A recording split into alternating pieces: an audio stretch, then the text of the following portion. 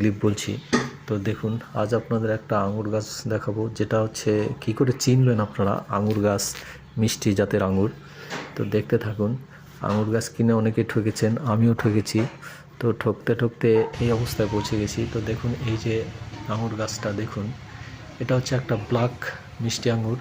তো এর পাতাগুলো দেখুন, এই দেখুন কী সুন্দর চেরা চেরা। এটা হচ্ছে করলা পাতার মতো।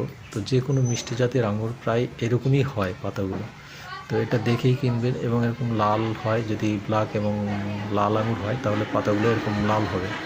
তো এটাই বলবো, আপনারাও সবাই দেখে গাছ কিনবেন এবং চিনুন। এবং আমার ভিডিওটা যারা দেখছেন সবাই আমার ভিডিওটা প্রচুর পরিমাণে শেয়ার করুন, যাতে গাছ কিনে সবাই না ঠকে, এবং লাইক এবং শেয়ার করবেন। তো এটাই আমি আপনাদের বলতে চাচ্ছি, যে গাছ কিনে যাতে না ঠকেন, এর জন্যই এই ভিডিওটা করা। তো দেখুন, এই যে সেই আঙুর গাছ, মিষ্টি, 5 দিনের বয়স। তো ভিডিওটা দেখুন এবং গাছ চিনুন, এবং প্রত্যেককে প্রচুর পরিমাণে শেয়ার করুন। নমস্কার, ভালো থাকবেন।